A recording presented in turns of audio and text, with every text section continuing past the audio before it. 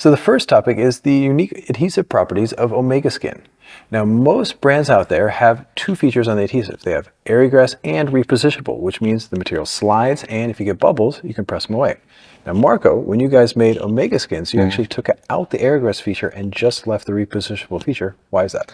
Well, to be honest, in our opinion, they are too big. Yeah. So they are so damn visible, especially with high gloss. Yeah. So you see all the stretches, Yeah.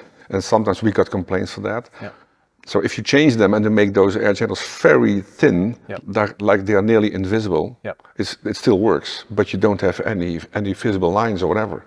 The only thing, you have to know how to install that part. Absolutely. So that's where the Wrap Institute came along in terms of this technical video. What you have to think about with Omega Skins now is because you don't have that air egress feature in full, because you have it in the micro with the repositionable feature. So now in terms of install, Marco, the main thing is right now, instead of kind of using your glove a lot, which a lot of people do with those air egress repositionable type films, the idea now with Omega Skins is just now squeegee with firm overlapping squeegee strokes, kind of do it shorter to make sure all the air goes out.